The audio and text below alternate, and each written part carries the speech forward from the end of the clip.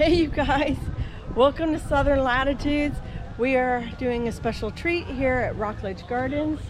And Jack's like, let's look at this arbor. The arbor is magnificent. Gazebo? Gazebo? Arbor? I don't know. But as soon as you walk up, look at the smells. Smell it. You get like instant. It's beautiful. Jasmine. I think it's jasmine we're smelling. And benches and so.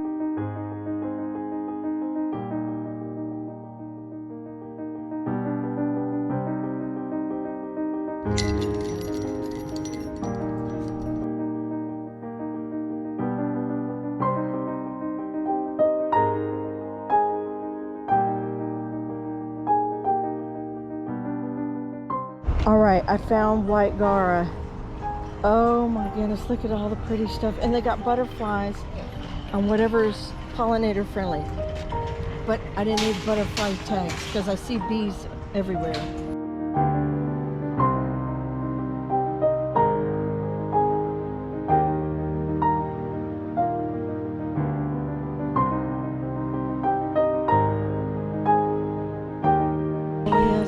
Cat whiskers, Jack. More cat whiskers on the list.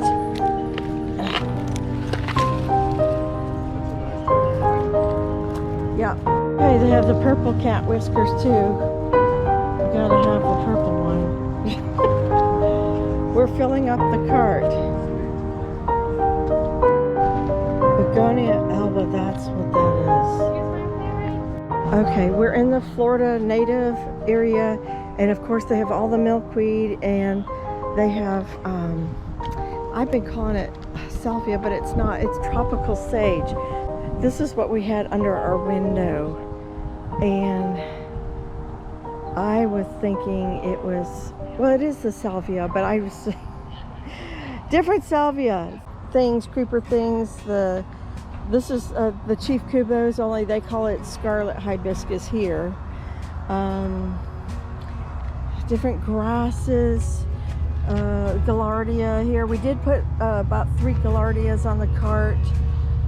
We did put in a yellow yarrow, so I thought that would be pretty cool. We grabbed a, oh no wait, this, I was gonna say Stokes aster, but this is starry rosen weed. I don't think we have that, but we have a lot of yellow things, like with the yarrow and button sage. What is that? Oh, interesting. Oh, button sage is back here. Oh, sorry. Oh, cute little flower. Oh, those are pretty, almost like a lantana. Oh, it is lantana. Duh. I can read. We also got porterweed. What is this one? Scorpion tail. Well, that is really interesting looking. Like for 15 pots for $35. So you can actually fill up this whole tray right here for $35, and or $2.99 each if you just need like 1 or 2. So we, like I said, we have the different colors of gaillardia. We got coleus for the shade, pentas, more salvias. Look at that interesting color. It's so hot. And then we got 2 of these red spot, something like that. I don't even know the names of them. Hold on, I'll have to put it down below, but look at that. Isn't that crazy cool? Yeah, we're so getting in trouble here, but it's my birthday, so we're having a little, we're going on a little bit of a shopping spree on top for my birthday to celebrate, but also gardenias. Oh, we want a gardenia thing. All right, be back in a minute. Where a lizard was. He was looking right back at me. This is a bougainvillea. It looks unreal, the color on it. Oh my gosh. And then they have a whole little section right here, bougainvillea. All sorts of colors. All right, this is the butterfly house. And they sent us in here to see what things look like. There's the milkweed and stuff. But see what things look like as, you know, more mature plants. There's firecrackers. There's your pink Gara. which we still have in the backyard. Bill? And Veronica. Is that Dill, yep. That's a host plant for the swallowtail, which I have a swallowtail chrysalis in ours. Speaking of that, there's a bunch hanging underneath that thing. This is a bee balm. This is one of the sages. I don't know which, or salvias. Gomphrena in there. Different cat whiskers. Veronica. All sorts of goodies in here. Look how, ours never made it this high. This is really tall. Nectar plants are pentas, porterweed, firebush, daisies, butterfly bush, salvia, zinnias, marigolds. Host plants are milkweed, parsley and fennel, passion vine, citrus, frog fruit, cassia, and kunti. I don't know that one.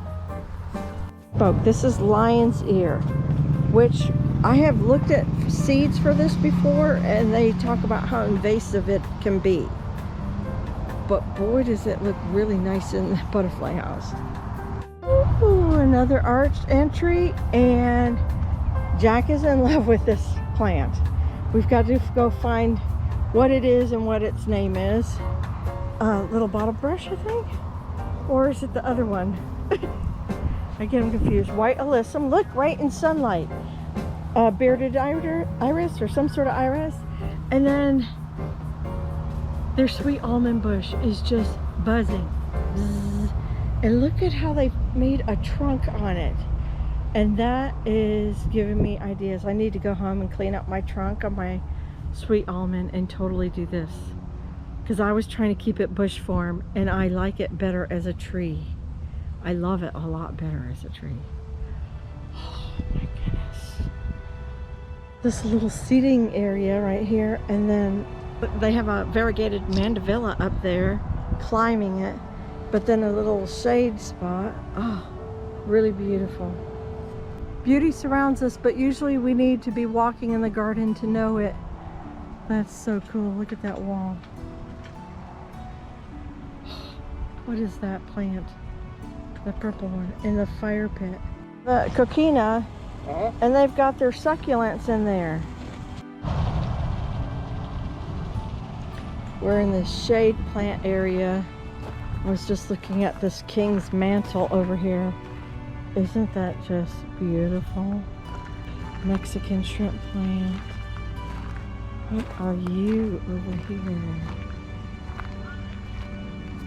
Starburst, is that right? Yeah, that's a starburst.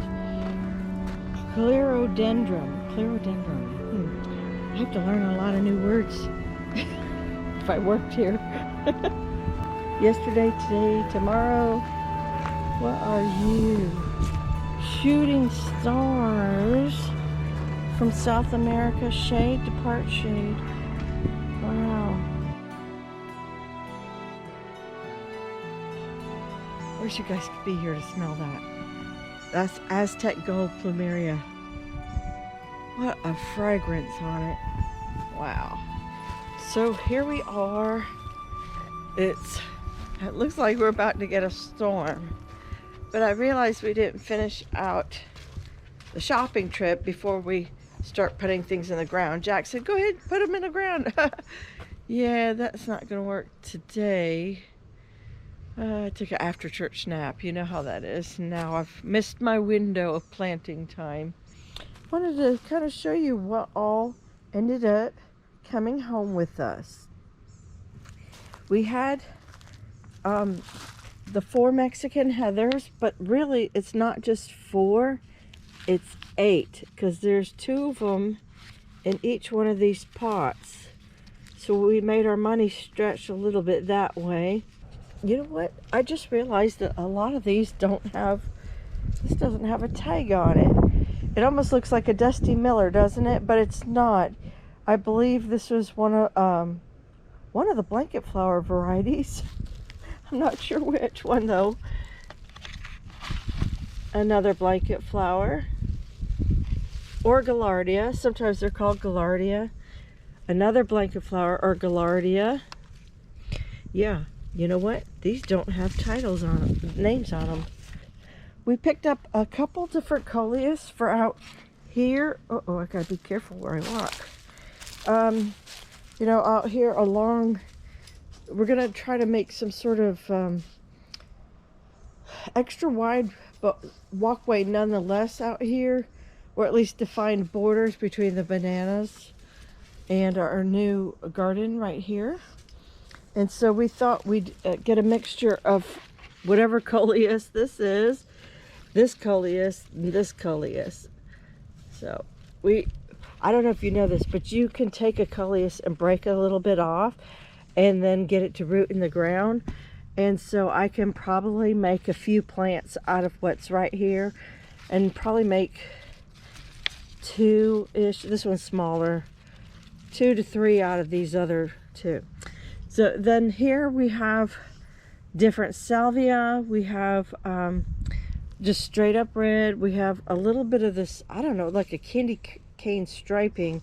It's a red with white stripes in there. And then the white ones, which is stunning. And Jack liked this little mixed color so much he got another one. And I picked up a purple, so we're gonna have a nice little salvia garden. Over here we also have a penta. These are beautiful. They had them in all sorts of colors, and I was really stuck as to which color to go with. But if it goes up front, it'll probably be with the Gaillardia. So we'll have like the sunset colors together. This, I keep avoiding it. Oh, I do have a tag here. Red hypostis. Oh, sorry. Here's a tag. It's red hypostis or something. I'll have to look up the name, but it is the one that had all the spots on it. And this is a shade plant, so it'll stay over here along with these hostas. So we, you know, try to pick colors that would match also with this. I think this was like what they call the annuals area of Rockledge Gardens. Then I still have a pink Gara in the back that survived, but my 2 other pink ones up front died. So we're gonna go with white, which I have been looking for this color for some time. And it's never at the big box stores or even at my Ace, but it was down at Rockledge Gardens. So woohoo, that is gonna go up front there. And hopefully we don't lose it. Up here is the yellow yarrow, and that's gonna go across against the house. And we have porterweed, which also can get very big, and then may also go across the back of the house. So again, we're still working off the yellow and purples and reds, you know, sort of sunset-ish colors right there. The cat's whiskers, so I have bought this before. I used to have a white one up front underneath the big picture window, and it finally, after a couple of years, it finally died. And I bought the purple one. I found that at Rockledge. And so I don't think I'm going to put them quite up front. I probably won't need to because I still have so many other things. And then a Chrysaandra. That used to be, I used to have one of these, and it sat way back there. And we had all sorts of different perennials in here, and they were pretty cool. A frost took out some of the more tropical things, but the Chrysaandra had lived, and then Jack was like, okay, it's kind of like in the wrong place. As you can see, look at this. Everything is surviving the transplant, even the impatiens. Everything's standing up, looking really well. This little one we were waiting on, also standing. This one, standing, same thing, standing. Whatever it was I have to have, because I don't normally pick out plants without blooms, but it'll come back to me. Maybe while editing, I'll remember it and put it down below.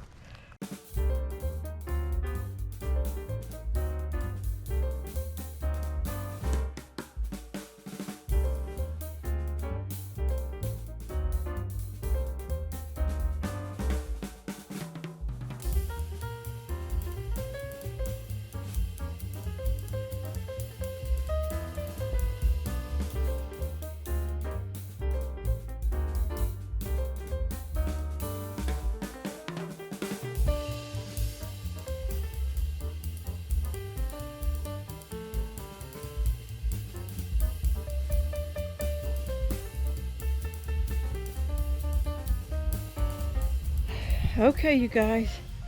So this is Butterfly Garden 2.0. I don't want to do this again this year. What lives, lives. What doesn't, doesn't. But I think we got some true winners in the 2.0 Butterfly Garden. And let me finally show you. Now the rock's not here yet because it's Monday and Jack had to go back to work.